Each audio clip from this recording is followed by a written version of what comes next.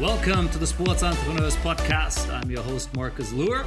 I'm excited to have Dan Ghosh-Roy calling in from New Jersey here today. And we're going to be talking music and fight sports. That's going to be a great combo. So I'm really looking forward to digging deep into Dan's illustrious career here. Welcome to the podcast, Dan.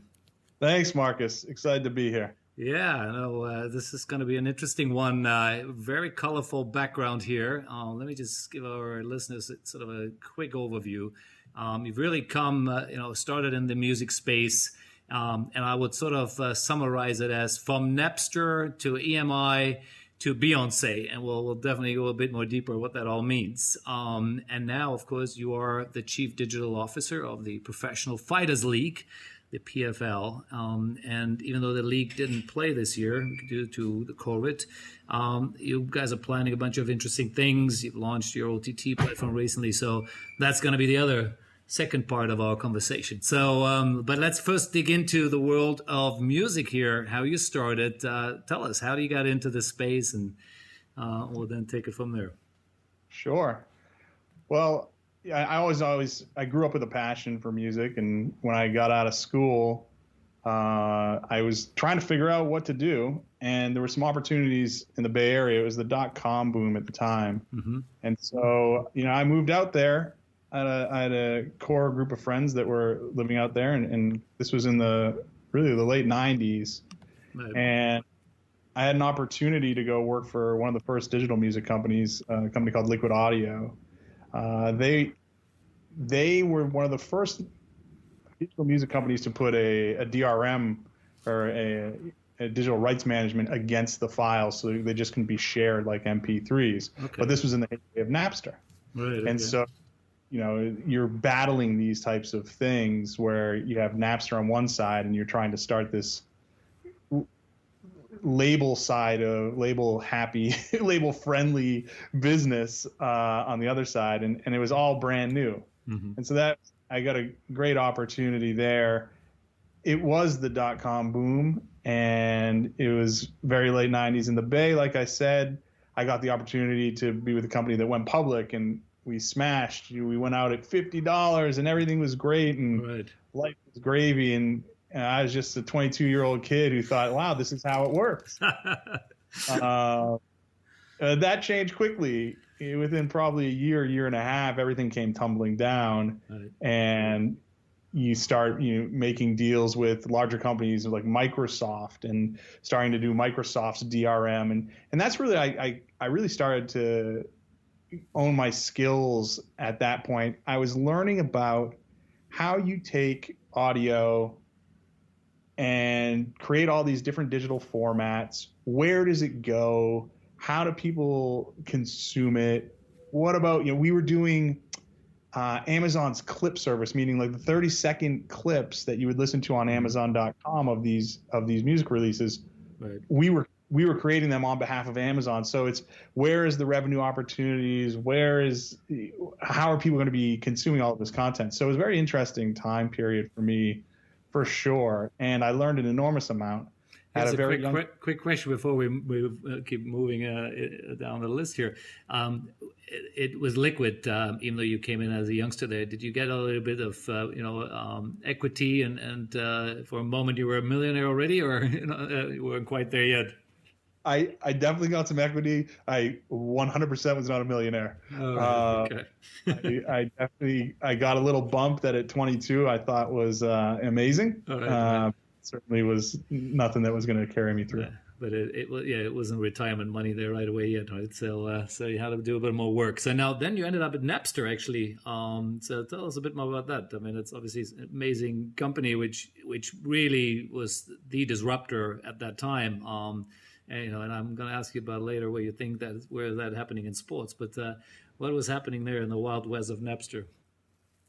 Well, I mean, Napster, as you said, it was the big disruptor. We were all using it. I remember in the basement at Liquid Audio, actually, there's, say, 20 of us working on all these audio files, and we'd be producing content for the labels, but we'd be downloading content from Napster. And so it was that disruptive and we were all in. We wanted we wanted music to continue to succeed. We didn't want Napster to break what was happening in the industry. But when you're young and all of a sudden every music catalog was available to you, I distinctly remember being able to download. There was a young rap duo called Criss Cross back in the day. They're probably most famous for "Warmin' Up" was their hit, and they did a Sprite commercial. And you could never get, back in the day, there was no YouTube, there's none of that. But I remember on Napster, I was able to download the Sprite commercial, this 30-second track. And I thought it was the most incredible thing ever.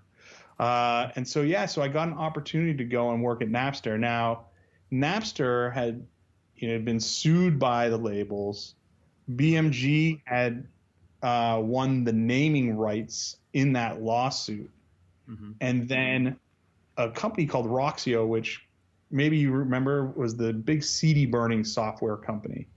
And Roxio ended up buying the name from BMG and then buying a company called PressPlay. Now, PressPlay was owned by Universal. It was their attempt at a digital streaming and download service. Okay. So then PressPlay got the name Napster slapped on top of it and relaunched as the Napster that is pretty much what the Napster is today. And so throughout this process, I had moved down to LA and was working at PressPlay, and Roxio came in and we became Napster. And so we were balancing the file sharing aspect of it with this new product and then trying to kill the file sharing and launch the new product. And that was a very interesting time as well, because that, like I said, that's when the labels are really kind of digging in.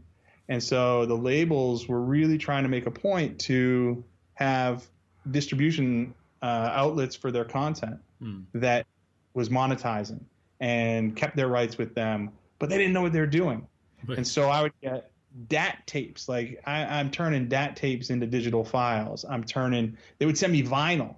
There was a great studio at Napster. We'd bring artists in, we'd record, but I'd also spend nights there, and I loved it. I loved it because it was my passion. I played the drums. I was an aspiring DJ, aspiring producer at the time. I'm in the studio, but they were giving me vinyl, turn vinyl into digital. Like, if you know anything about music, that doesn't make any sense. So those are the types of things we're doing for the majors, and data. And that's where the real core, as we all know, the core of everything is data. If your data is a mess, it's a mess everywhere. No one's going to get paid.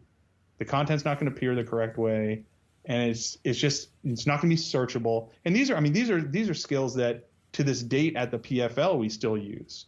We understand the power of data and collecting data and utilizing data for search and utilizing data for asset management and all of that good stuff. So at a very young age, again, at this point I was probably 24, I'm recognizing the mess that we are creating within the industry. Right. And so the labels are setting spreadsheets and pieces of vinyl, and they didn't have any file naming conventions. So it was a whole lot of fun to sort out, but it certainly taught me a lot. Right. And it gave me some opportunities. Like I said, I was an aspiring musician, and at that point, I got opportunities in LA to have some fun. And a fun story from that point in time was we did the Napster launch party. I actually got to open up for Ludacris, and back in 2003, to me there was nothing better than Ludacris and playing a gig on the Sunset Strip. So Napster paid off from a professional and personal perspective. Sounds like a fun one for sure. And I definitely want to come back later to sort of the parallels of what the music industry went through at that time to maybe what we're seeing now in the sports industry. So we'll touch on that later. Now, before we move on, I want to touch a bit more on, of course, you went basically from Napster to EMI Music, and that was it's an industry giant, obviously, and but there were some interesting new things happening at that time as well. Tell us about that a bit. Sure. So EMI was building a digital team, a global digital team, and so I went over there to join that global group and focus on North America. And so at this point in time, I started understanding what we were trying to build here.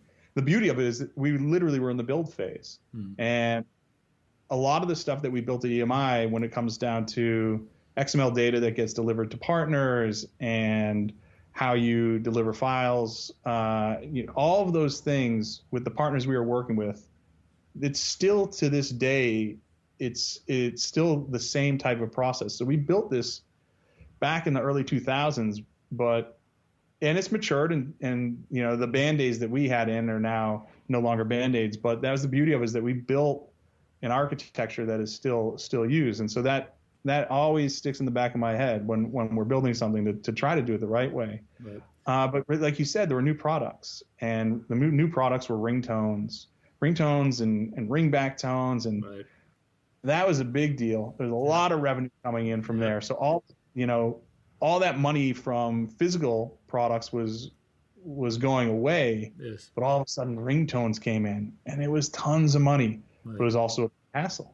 Right. Because you had hundreds of phone devices.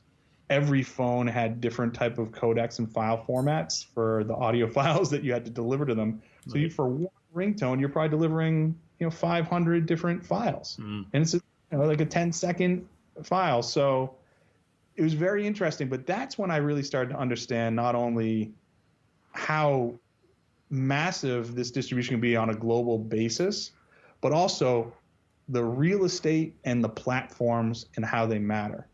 And so at that time, taking ringtone as an example, AT&T in some regards was a platform, because they were serving up ringtones across their network to a bunch of devices. Right. And real estate was really limited. And so how do you create something so catchy that A, you get one of those prime spots, and B, it sticks around and people like it? And so that's when I started putting on more of a marketing and biz dev hat. I was really operational up until that point. I remember very distinctly, we would bring in new deals into the business, and I would be able to contribute to, this is how it's going to work for us. And that was a real game changer for me, because I moved from, like I said, from ops into really a role over all the labels, working on ops, marketing, and BD. And that was a really great moment in my career. And that's where, YouTube launched, Facebook launched during this time period. And we started doing some really unique things with our product releases. And one that I'll share with you is Katy Perry was the biggest star on the planet at that point in time. Right. And Teenage Dream was the album, hit after hit after hit. And she had a song called Last Friday Night. And we were getting to release it. And Facebook was becoming a real thing at that point. And the marketing plan was to set up a profile, a fake profile for the character that Katy Perry played in the video that we were going to produce. Okay. And it was her name mixed up. I forget what the exact name, Terry something. And so we created that Facebook page, and we started a persona in that Facebook page, and we started dropping teasers and made it a lifestyle page for this new song. Right. Then the video is being produced, and that's all tied into the Facebook page. All of a sudden, this is digital marketing at its best. This is using new platforms, new technology, new audience opportunity, and you tie it all together and you have a great release. Now you can do that for a Katy Perry, and you can't do that necessarily for every artist, but it was a great example of when new technology came in, there was opportunity. It wasn't scary. It wasn't, what are we going to do now? Is this another Napster moment? It was opportunity. Right. And so that's something I carry with me often. Interesting. Now, another quick one here, sticking to the world of music, is with Ultra Records, right? Which I believe Calvin Harris was the big artist you had there. And again, there were some interesting things you guys were doing with YouTube and others. Talk us through that a bit. Yeah, definitely. Yes, Calvin Harris really was our big breakthrough pop artist in EDM at Ultra. And it also showed that it was kind of an early indicator of how the new world was going to work, in that old record industry, it was release your album within 2 weeks. If it doesn't do 1 million, it's a flop. Right. Whereas today's world, you still want that hit at the front, but a year later, it could pop off for some reason. And you didn't have that opportunity previously, but in the digital world, that happens again and again and again. And that's kind of what happened with the Calvin Harris record. We released it a year earlier, and then he dropped a single with Rihanna called We Found Love. And that was really kind of the essence of the Calvin Harris sound. And that song blew up. So we resurfaced Feel So Close to radio and promoted it across all the digital platforms. iTunes was the biggest one at the time. Mm-hmm. His career broke open from there. Right. So that was an interesting one for me because, again, in this mode of if you don't hit in the first couple of weeks, you're done. That all went away, and so you had to start reading data and understanding data and seeing where there might be opportunity for spikes from something not necessarily new. Right. And again, we use this at the PFL, and I'll get into it, but we use it. YouTube is a long tail platform, and we use the data, and it melds into our strategy based on hits from the past and how they're relevant in the current time to make a hit for now. Right. And I learned this from Ultra was a YouTube innovator in that all the major labels were blocking everyone from uploading their content. Don't put it up there. It's our rights. We want everyone going to our YouTube channel, our artist channel. Mm-hmm. At YouTube. We built at the time, which was the number 2 music channel on all of YouTube. And we did that because we allowed users to upload content with our music in the background. All right. We just linked it on the back end. So we would derive the views, we would derive the revenue, and we would let the fans use the music. Right. Got it. Yeah, no, that's cool. It was big in the video game community. Right. Video gamers loved and still do EDM. Sure. And so, again, learning where your audience is. And we started learning, okay, if the video gamers are really into our music, why don't we look to drive a revenue stream with the biggest video game MCN on YouTube, which was a company called Machinima. And so we went out and did a multi-year, multi-million-dollar deal with them to work with them, let them run ads across our content, and it turned out to be one of the best deals that I got to be involved in from an innovation perspective and a monetary perspective. Very interesting. Let's. I want to just wrap it up here, but your last one, or in the music space, I think it's just too interesting not to mention it. Obviously, Beyonce and your involvement with launching of the album Lemonade, right? Yes. So let's quickly hear a little bit about that one, and then we'll get into the next part here. For sure, certainly a great moment in my career, and Lemonade obviously was a cultural moment. And what I learned there, first of all, the management team over there, first class, Steve Pamman, who runs the shop at Parkwood under Beyonce, he's second to none. And the focus and the energy on vision and strategy and creative first is a real takeaway from there. It's always creative first. Make your mark with the creative. Get your statement out there. And that's something I take with me, certainly as we're creating content for the PFL. As I created content at Complex, it's one of those things where you can't be satisfied. And, when you have an artist as big as Beyonce, you get to do things that you can't do with too many others. That's and we disrupted the Super Bowl weekend with the drop of the video for Formation. We disrupted the Super Bowl itself with the launch of the advertisement for her new tour coming out. And this was all in advance of the Lemonade album drop. Right. We were very strategic, and we dropped a video. We did it, very creatively on the website. We knew that her audience are hackers. And so drop it on the website, let the fans have it first. then drop a merch line, then you do the Super Bowl halftime, then you do the ad for the tour. So it was really something I'm really proud of.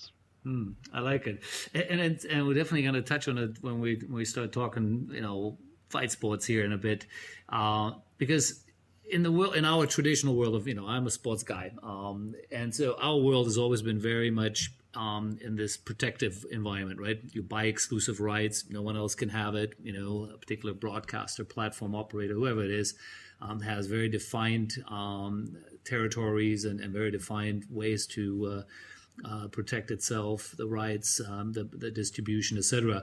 And music has been, as you just explained it, right? It was disrupted so early and therefore had no choice to constantly reinventing, and these new platforms came out from Spotify to others, which again had different monetization. Sports, I don't think has really been forced yet to think that extreme. It's still a bit in this sort of, I would call it la la land, where things are just too easy still, or maybe still too good. But I think there will be things we'll start seeing the change. Now, some of that you started to see a little bit already in Complex as well, right? Because again, this is not your traditional content company, right? You guys are creating some really interesting sort of content there as well, and the monetization was different there. What did you learn there, spending there a couple of years? Sure, credit to the CEO over there, Rich Antonello. He really saw the vision of knowing when to pivot and being ready to pivot and don't get caught.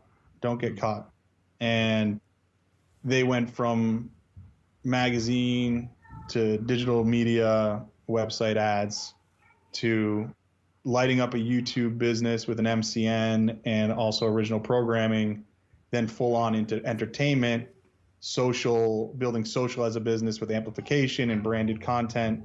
And so they continue to shift and they continue to pivot in the true sense of what a digital media company does. And that was a huge takeaway for me and a great learning. How do you look at it? To me, distribution is everything. And so how are you looking at distribution endpoints and maximizing them and turning them into audience and revenue? And that's what Complex really does well. Their creative side obviously is top notch in their verticals, and that comes through in shows like Hot Ones and Sneaker Shopping and anything that they've licensed out to Netflix. They really have it. They have it working. And so for me, as we stared down this 2020, and we had to make a call, and we postponed our season to next year, and we decided we've always been a 24/7 media company, right? But this year was the year we leaned in on that part of the business. And I think we've done a great job of it, and we've produced some great content. We have more coming out, and we certainly built up our social muscles over the past year. In fact, we won the Synopsis Media Award, Sports Media Award for 2020 for the best use of Instagram.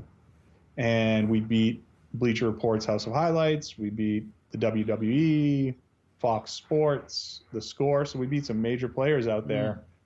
And that's all attributable to growing audience, understanding how to do top-notch creative and pull people in and get them to engage with you. And so these are lessons I learned all the way through.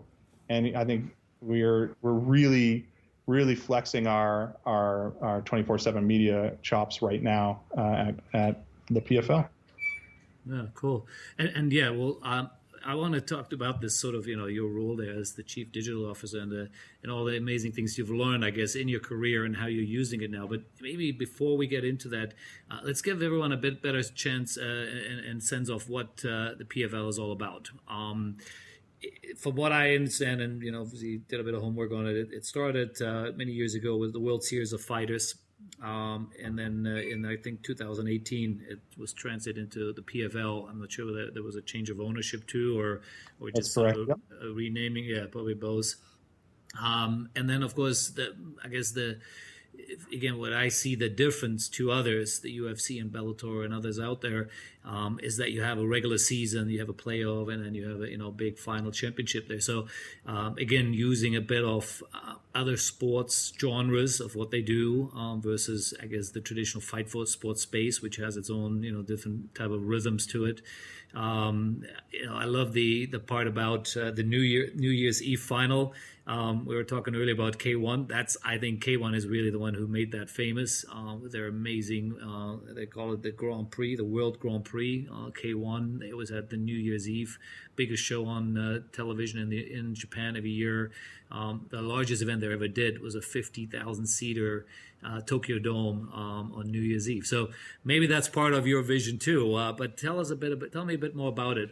What is the difference? How do you guys see yourself differentiating, from others? And then we go a bit deeper.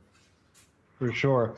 Well, yes. The first thing is the format, which we called out. We have a regular season, a playoffs, and a championship, and that is very, very much like North American sports leagues. Right. And that's a huge differentiator for us, and something that we lean in on.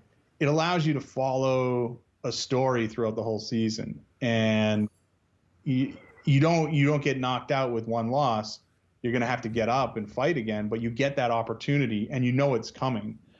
If you get to the championship, you'll be in your 5th fight of the year, and so that means you've gone through this grueling course of 2 regular season, the playoffs, and then the championship bout. And again, there's a lot of stories to be told around that. There's a lot of drama that can be built around that. As an example, when you get to the playoffs or the fight before the playoffs, you could be mid-level. We have a point structure. Mm-hmm. And so you're seeded based on your standings in your division. Sure. And so you could be staring down an elimination from the season, but you can advance yourself by having a fast finish. We call it a quick 6. Right. If you finish someone in the first round, you get 6 points. Okay. And so needed 5 just to get in, and you got that 6, and so you secured yourself a spot in the playoffs. And so there's that type of drama, and I always equate it to heading into the wild card in football. There's all these different scenarios. Well, if this team beats this team and this team loses, then all of a sudden the Patriots get in. And so similarly, that's what we're building here with the PFL. There's dramatic stories to be told.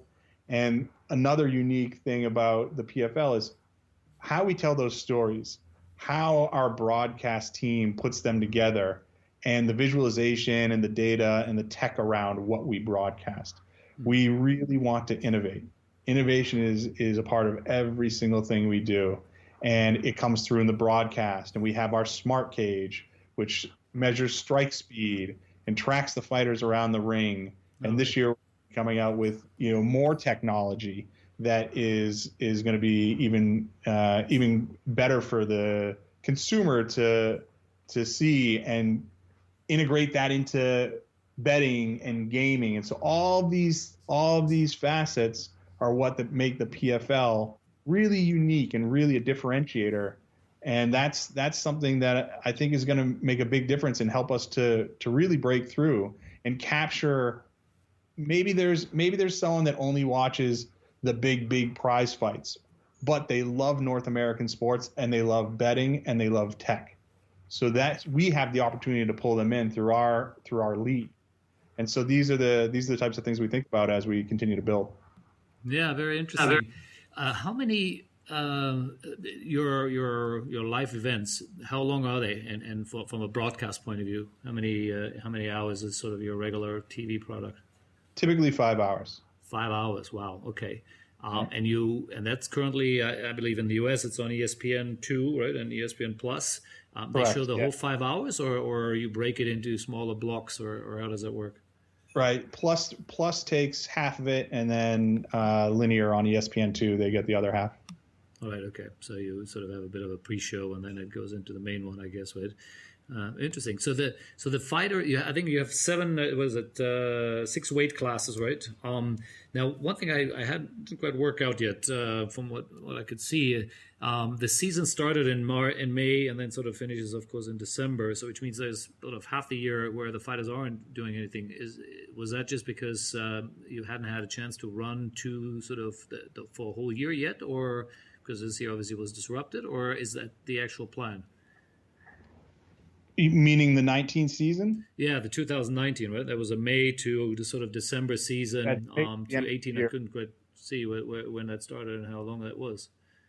It's about 7.5 months, and it's based around the rules from the commission and how often a fighter can fight. And since we're trying to get 5 fights in a year, it has to be spread out over that time. Got it, right. And I think you also have this sort of a bit of a tournament format, right? 4-man tournament where you have to fight twice a night, right?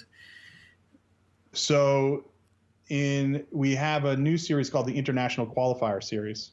And so what we're doing is partnering with regional fighting organizations internationally, and they're setting up 4-man tournaments, and they fight twice in the same tournament in the same night, and the winner of that gets a spot on the PFL roster. Right. And you use the rules are traditional MMA, or is there you guys have tweaked the rules a bit as well, or when you for anything, or is pretty straightforward what the audience is used to? It's straightforward. The main exception is no elbows. Okay. And again, this has to do with the ability to get someone in the ring or in the cage 5 times a year. Right. And got it. recovery that could happen from that type of thing. Interesting. Now, when you as I said, it's a crowded space you're in, right? I shared with you earlier, I was co-founder of Glory Kickboxing, and the reason we went for kickboxing is because we felt MMA was definitely, crowded with the UFCs and the Bellators, and here in Asia, One Championship, etc. And so we really didn't want to be in the same space. And that was so hard enough trying to get people to understand the difference or appreciate the difference. What is it really, besides what we talked about earlier already, which is the format, where do you guys feel you can become, maybe let's I don't know whether maybe I'm insulting you, but it become a strong number 2, because UFC is clearly so far ahead at the moment of everyone else, at least from my point of view. How do you see that? What's the differentiator, or how are you guys going to get there?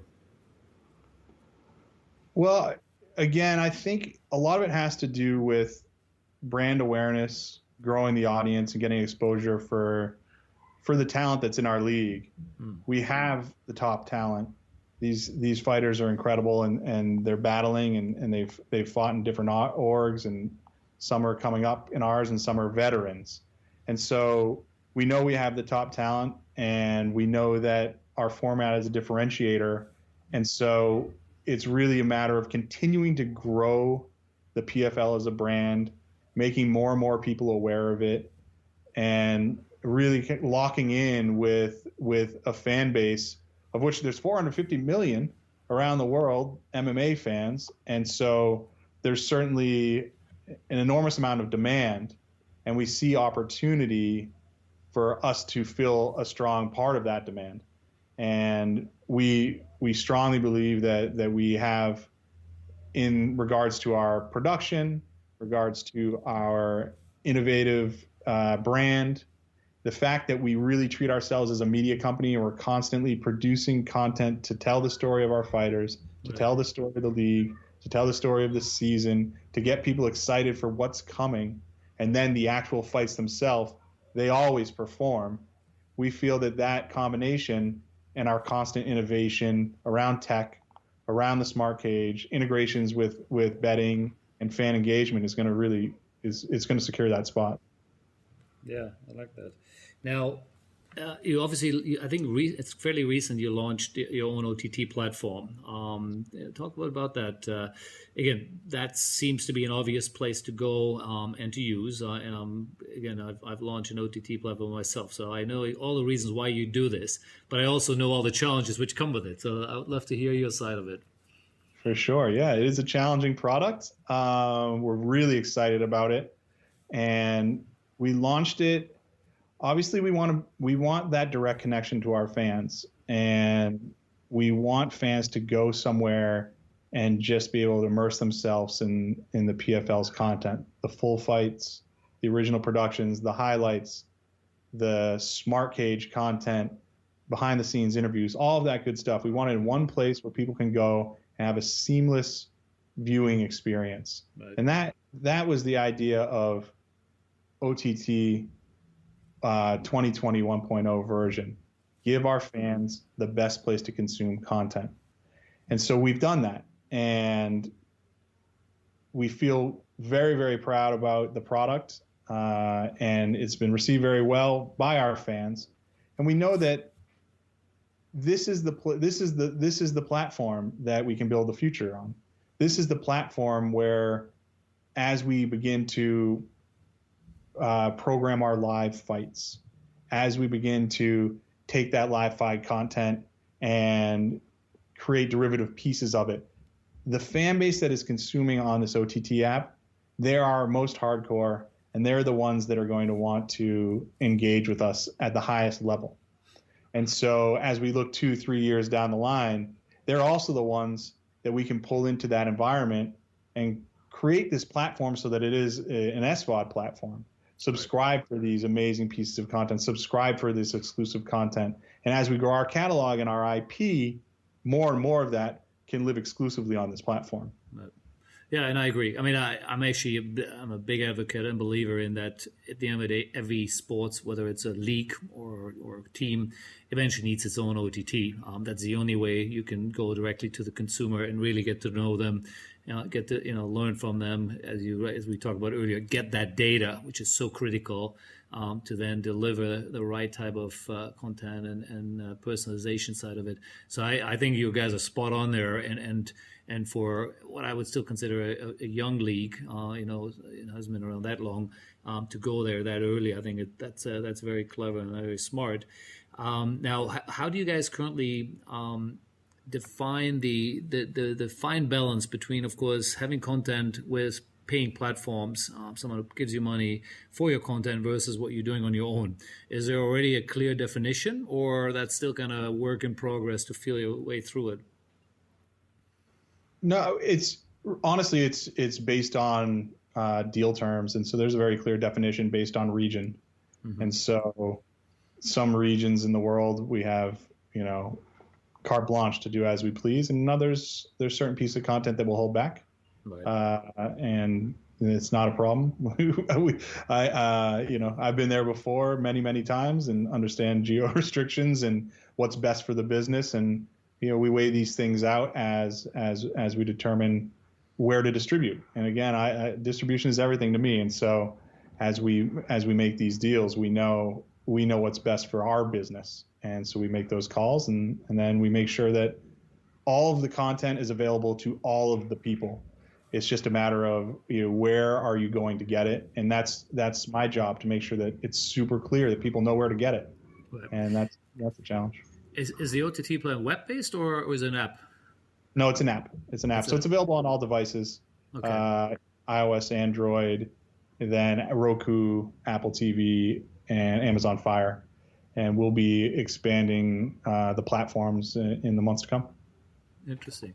I'm sure you're familiar with what WWE has done, right, globally with their platform, and again, finding that mixture between all these big paying customers they have, because traditionally they came obviously from the let's say straightforward distribution model, and then when they launched it, there was a big hoo-ha initially. Now I think everyone realized that was the smart move Vince did many years ago. You guys model that a bit, or $1 million a month can't go wrong. Exactly.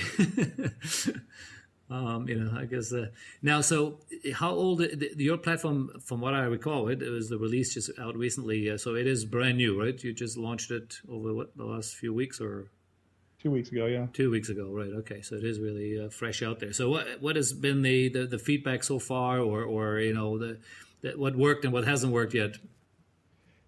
The beauty of it is that we haven't had any technical complaints. So the product works. And for me, that's everything, right? If you can get the product right and people like it, it's going to take you a long way. And so right now we're just in the mode of acquiring users and trying to program to the new users so that they get new content every week. Obviously a big goal for us is to get those monthly active users going. And this will be a huge tool for us as we head into next season as not only a content hub but also a promotional tool.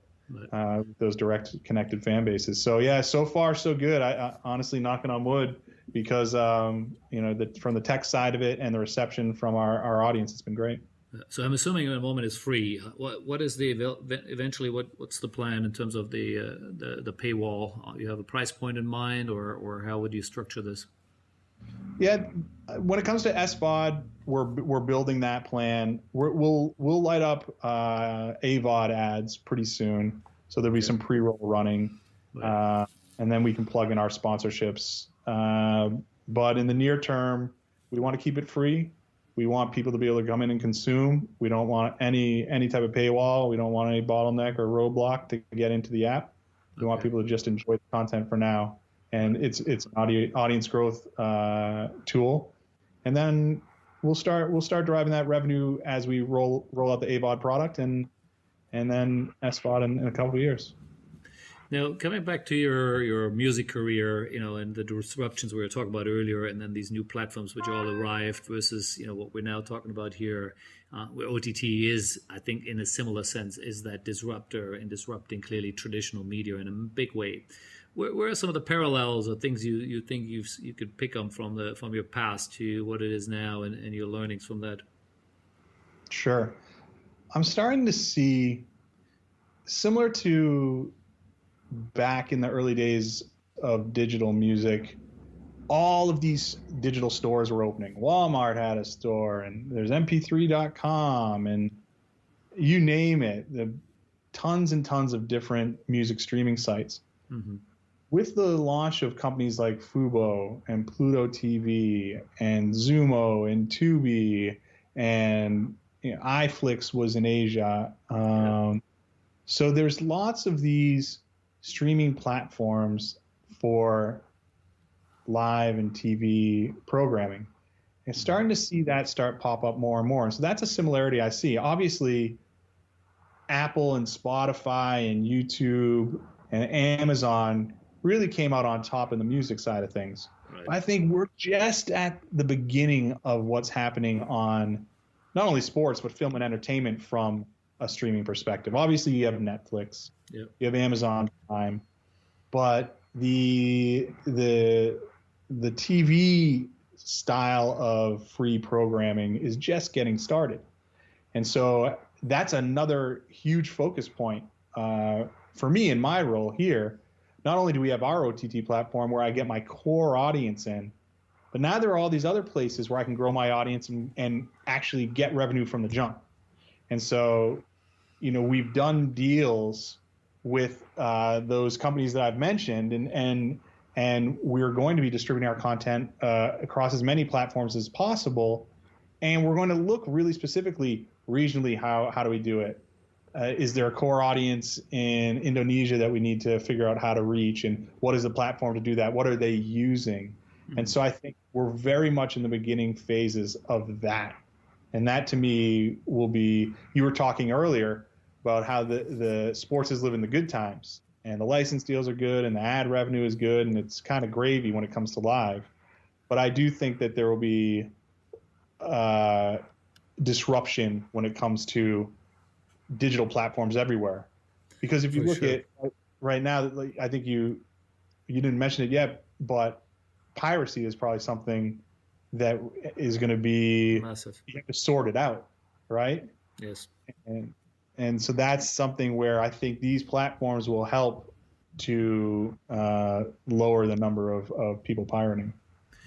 Yeah, I actually think the gravy train is over. I've been writing articles, and there's been some other people have interviewed me recently. We've been very vocal about that. I do believe the pay TV world is over. I think there's even an article out there that's called "The Death of the Pay TV." That's maybe a bit exaggerating it, because I don't think they're going to disappear that quickly. But I do believe they're being disrupted. That ad model of just arbitraging content where you're paying, millions of dollars for, and then hoping somehow you figure out later how to monetize it on the other end again. I think that's a dinosaur model, which I think will be disrupted the way Napster did to music to some degree. And but the problem is, and that's where I see the biggest challenge here, is no one has worked out what is the new monetization model. Right? It's all nice and good you disrupt it because you, as I said, you just stream it on different platforms. You have different pay models for it, and then the pirates out there are destroying it even more in so many ways. But the old model was nice because there was large sums there, right? And some was because some of those large pay TV operators made a lot of money, and then others, at least they believed there was money there, and they threw lots of money, and private equity money at it. I haven't really seen that yet, but I think in a sense you guys are obviously coming here from a different angle. You're in a sense a new sport, a new format. I'm sure you're working very hard to get your numbers right, so that what the revenue line is versus what you're spending is somewhat in reason, versus of course an existing platform, the biggest sport in the world, who are already making huge money and now maybe have to figure out how they deal with the decline. So it's a very different world there, that's for sure. I don't know whether that's quite worked it out yet, but we'll all watch it, and we'll be commentary on it. Now, before we move on here, just a couple more things here, which I always like to talk about, and this is sort of obviously the experience people have, on a personal level, what you've seen has worked and what didn't work. And what would you say from your music and of course your few years here in the entertainment space and now fight space, what is it really you see works or other people can learn from you?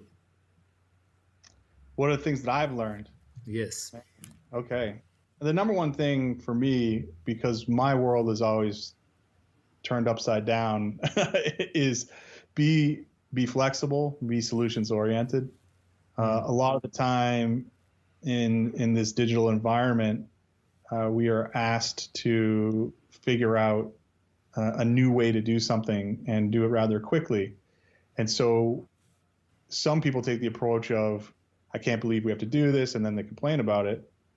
The other side of it is make it an opportunity and find out what that solution is, because it's probably going to lead you. It may be uncomfortable for a moment, but it's going to lead you somewhere that is going to be better for you and the business in the long run. And so always be flexible and always be solutions oriented. I find too many people come to the table with a complaint or a no without a follow-up, but here's what we could do. Right. Now that leads me back to you guys obviously canceled the entire season for 2019, which I'm sure was not an easy decision to be made, and I'm sure it was painful on multiple levels. Just talk us through a little bit. How did you get to that? And was it just and how do you work with the athletes and everyone else, of course, in the process? Sure. Well, I mean, it's as simple as health and safety first, and that came from the top. And I credit our CEO Pete Murray. I credit our board and our chairman Don Davis, all these guys for making a quick decision and making a call to protect the health and safety of not only our us as employees, but the fighters and their camps. And so that was the call. And in order to make that call, you had to stare down a full year. And obviously that was a difficult decision to make. But I think in the long run, if you're going to pull off a true season, which is what we goal to do and aim to do, it was 100% the right move. Right. And so what's the plan for the next season? When are you looking right now, based on what you know? And I know we all know no one knows the whole story yet. Right. What's the plan to relaunch in a sense? Right. Well, so we plan on having the International Qualifier series that I talked about earlier. We're partnering with regional promotions, and we'll start that. The goal is top of next year, and then we'll launch our season in the spring, and we're going to do it. And we're putting plans in place, and we should be in a great position to do so. But can you reveal a bit where are you going internationally? What's the sort of the countries you may be looking at, or where can we expect you to show up? We previously partnered with Cage Warriors and Shudo in Brazil. So Cage Warriors in Russia and Shudo in Brazil. But we have a bunch of other partners that we're working with, and we'll make those announcements I'm guessing pretty soon. Right. And so internationally, you're not really running your own shows. It's always through a local partner. That's the strategy, basically. For this series of events, the International Qualifier Series, that's correct. Right. But listen, the PFL is going to be everywhere. We're global, and we have big aspirations, and so we certainly intend on putting on shows internationally. Yeah, putting your own shows on internationally as well, right? Got it. For sure. Yeah. Oh, cool. Well, look forward to seeing you in our part of the world here, and comparing notes. As I said, I've seen how hard it is. I've seen how much money we had to raise at Glory. Friends from One Championship here, huge money has gone in there, and even UFC. Anyone who knows UFC story knows that this wasn't an easy one.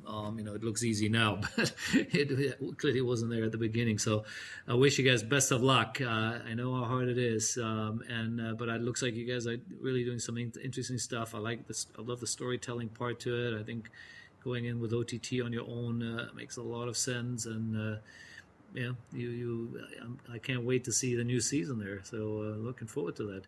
Now, final thoughts here on the future of digital. You're a digital man, right? And you've really lived through that, maybe more in the music space, but now clearly are in the content in a different type of content as well. Here, where do you see what is your view predicting a little bit the next few years here? Sure. I mean, to me, it's very much like the way we describe our OTT app.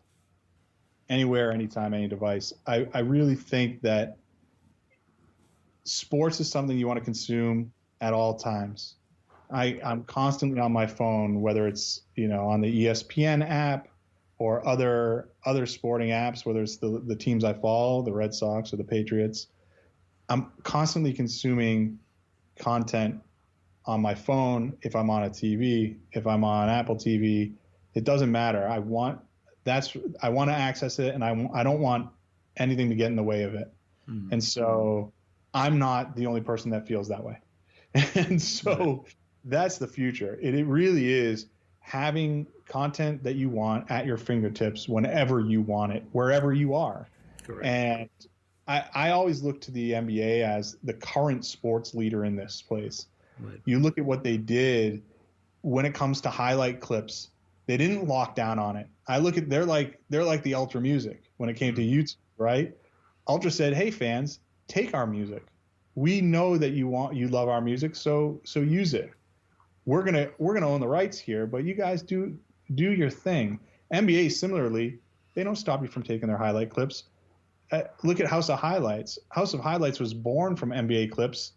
Then Turner went out and bought them. They own the rights to the NBA, and it all makes sense. So that type of forward thinking, I give credit to that league for always being innovative, and that's where we're trying to go. And I think that's where sports is going. It isn't like you said earlier. It's no longer you go to your TV and that's where you consume. Those days are over. And when I was at Complex, we were owned by Verizon, and so we had access to their deal from the NFL, and it should have been the greatest thing ever.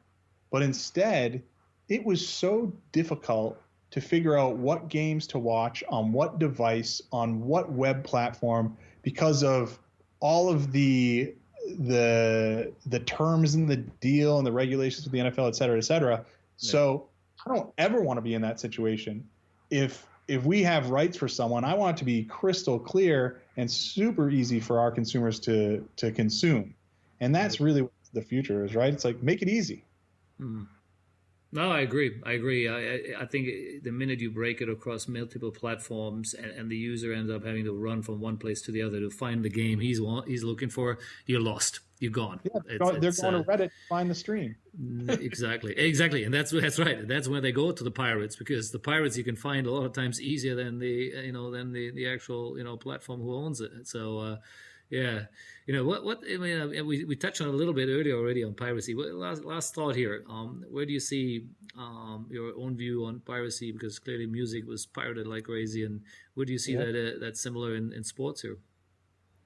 Yeah, if you look back at how music really put not a stop. I mean, obviously there's still people that pirate, but not as much. Now it's not as common.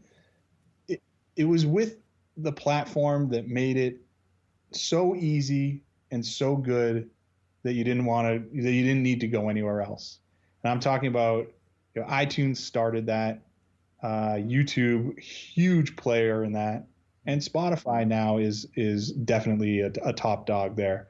So you have these three, and Amazon Music, honestly, is a massive player here. Their platform is great. And so you have these four platforms that really just made it so easy, made everything you want so accessible that you didn't have to go to LimeWire or BitTorrent anymore. And you're like, it's worth my $10. It's a reasonable price. I'm gonna pay it, and I'm gonna get everything that I want. Right. And so I think in sports, it's a little bit different. Obviously, sports are live, and there's huge ad dollars around it, and the long tail of a live event is different than the long tail of an album release. Yep. But there will be a moment where it becomes very crystal clear that we got to make it easy to consume for these fans. Right. And once we get there, I think we'll see the piracy slow down a bit. Yeah, and I think the key is what you said as well, is the price point. It has to be the right price point, right? And if you charge someone to watch a whole game, it's $1, whatever it is, and he watches 50 games a year, well, then let him pay $50 for it, right? Instead of saying you have to pay $50 a month just for your subscription because of all this other stuff I give you, which you never want to watch. But you don't want. Exactly. No one watches it. No one watches the entire season of every single game. You have a team you follow. Maybe you have two teams to follow, but that's about it. And so I think this whole concept of a la carte and really you're paying for what it is you want. That's of course what OTT is delivering and can deliver. And I do see that's the ultimate trick. Now, whether that generates the same amount of revenue as the old model where someone paid a big chunk of money and then it sort of was up to him to figure out how to make it back. That is going to be the big question, which again we won't have time today to discover that. But that's interesting, and I think that, like you said, in music it happened, right? There was all of a sudden there are price points where people are comfortable with, and then piracy, it doesn't become the issue. I think that's not quite there yet in sports for sure, and let's see how we get there. For sure. Yeah. Dan, it was very interesting. I really enjoyed the parallels and comparisons we made here between the music world and the world you're in now there. So thank you for your time there. Have a great morning in New York or in New Jersey where you are. Yeah. And good night from Bangkok. Thanks very much, Marcus. It was a real pleasure speaking with you today. And I look forward to chatting again soon. Definitely. Catch you soon. Cheers. All right. Bye.